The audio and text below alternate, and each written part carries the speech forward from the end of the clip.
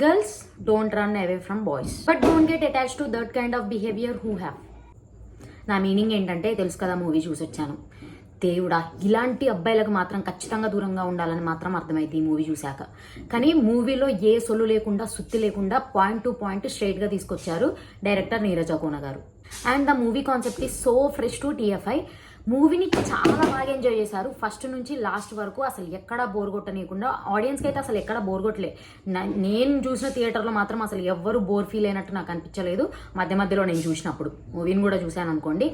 To be Frank, నేనైతే అసలు ఎక్కడా బోర్ ఫీల్ అవ్వలేదు. చాలా బాగా ఎంగేజ్ చేశారు.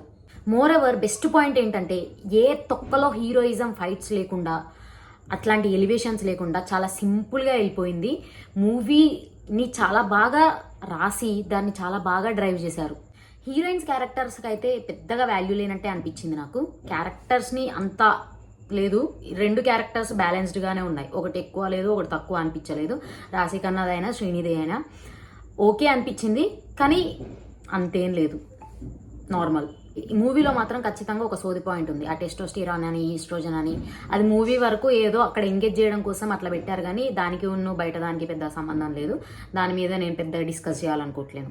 నన్ను అడిగితే మూవీ అయితే చూడొచ్చు. అమ్మాయిలు మనమైతే ఖచ్చితంగా చూడాలి. ఎలాంటి వాళ్ళని చీచి అని దూరంగా పెట్టాలో వాళ్ళ కోసమైనా, అసలు వాళ్ళు ఎలా ఉంటారని చూడడం కోసం, తెలుసుకోవడం కోసమైనా మూవీ చూడాలి. హీరో తన లైఫ్లో కొన్ని హర్డిల్స్ ఫేస్ చేస్తాడు.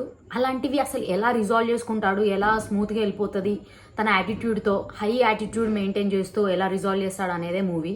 చాలా బాగా యాటిట్యూడ్ అయితే మెయింటైన్ చేశాడు నాకు అనిపించింది. హీరో క్యారెక్టర్ మాత్రం పక్క నెగిటివ్ షేడ్లో చూపించారు. ఫస్ట్ నుంచి లాస్ట్ వరకు నెగిటివ్ అంటే complete alpha male, toxic alpha male లాగానే చూపించారు. ఇంకా ఆ హీరోయిన్స్ క్యారెక్టర్స్ కూడా అట్లనే ఉన్నాయి. చాలా హై ఉంది, సో అడ్వాన్స్డ్ లాగా. అంత బాగుంది. ఓవరాల్గా అయితే మూవీ బాగుంది.